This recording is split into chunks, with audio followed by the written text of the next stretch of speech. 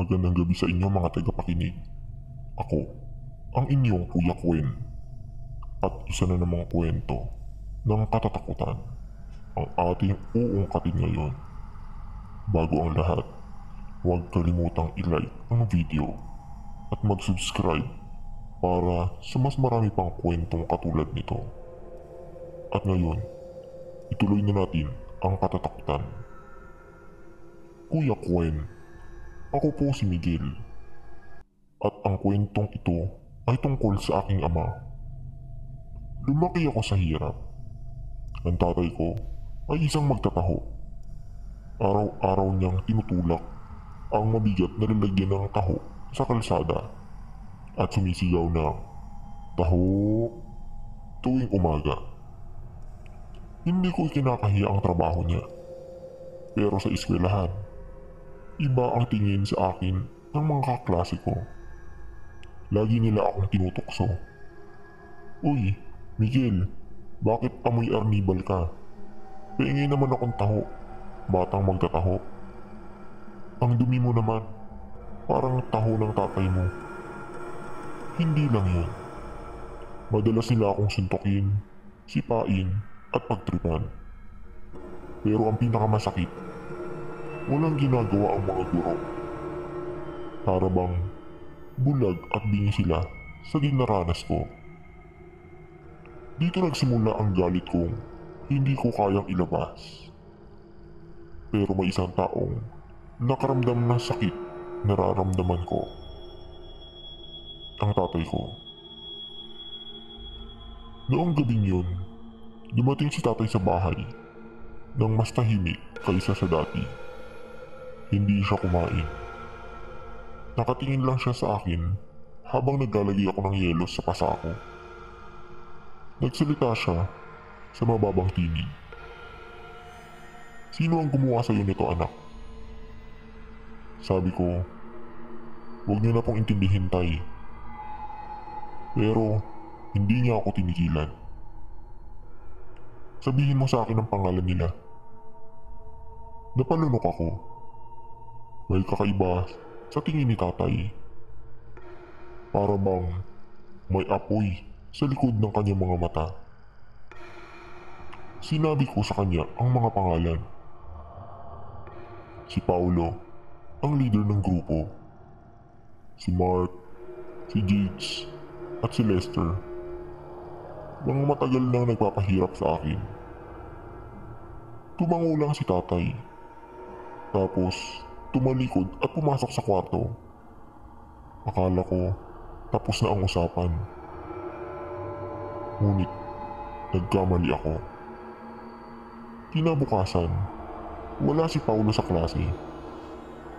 Sabi ng mga kaklase ko, hindi raw siya nakauwi kagabi. Nagpunta ang mga pulis sa bahay nila, pero wala silang natagpuan. Tuloy ang buhay. Parang walang nangyari. Pero nung sumunod na kabilugan ng buwan, nawala rin si Mark. Sinundan ito ng pagkawala ni Jigs. At sa pangatlong buwan, si Lester naman ang hindi na nakabalik sa eskwelahan. Nagsimula ng matakot ang mga kaklase ko. May mga kumalat na bali-balitang may nangunguha ng estudyante tuwing kabilugan ng buwan. Ang mga magulang sa aming barangay ay pinagbabawalang palabasin ang mga anak pagsapit ng alas 6 ng gabi. Pero hindi nila alam. Alam ko kung ano ang nangyayari. Nakikita ko sa tatay tuwing gabi bago mawala ang mga kaklase kong bully. Nakaupo lang siya sa labas ng bahay namin, nakatingin sa buwan. Tapos mawawala siya. Babalik kinaumagahan, amoy lupa at pawis, pero may kakaibang sigla sa katawan. Isang kabilugan ng buwan, hindi ko na napigilan ang sarili ko. Sinundan ko siya. Madilim ang gabi. Tanging liwanag mula sa buwan lang ang nagbibigay ilaw sa daan. Pero hindi ko ito alintana. nakarating ako sa isang liblib na bahagi ng gubat. Doon ko siya nakita. Hubad, nakayuko, at may dinidilaan sa lupa. Ito'y dugo. Dahan-dahan siyang tumayo at ang katawan niya ay hindi na pang tao. Mahaba ang kanyang mga kamay. Matutulis ang mangkuko at ang bibig niya ay punong-puno ng dugo at laman. Sa paanan niya, nakita ko ang isang putol na braso at sa malapad na dahon sa tabi niya, isang piraso ng unipormeng pamilyar sa akin. Kay Lester. Napasigaw ako. Lumingon si tatay. Nagtagpo ang aming mga mata. Sa loob ng ilang segundo, walang kumilos sa aming dalawa. Nanginginig ako. Hindi makagalaw. Pero ang utak ko, pilit sumisigaw sa isang salita. Takbo. Bumalik ako sa bahay nang hindi lumilingon. Nang makarating ako, nagkulong ako sa kwarto. Nilak ang pinto at tinakpan ng una ng mukha ko. Ramdam ko ang kabog ng dibdib ko. Hanggang sa marinig ko ang pagbukas ng pinto. Mabagal na mga yabag papunta sa kwarto ko. Nangihina ang katawan ko, Kuya Kwen. Alam kong siya na yun. Nasa likod na siya ng pinto ko. Kumatok siya 3 beses. Tapos, narinig ko ang boses niya. Mahina at malalim. Miguel, anak, alam kong gising ka. Hindi ako sumagot. Hindi ako gumalaw. Tumagal ng ilang minuto ang katahimikan. Akala ko, aalis na siya. Pero maya-maya, ramdaman kong may malamig na hininga sa bato ko.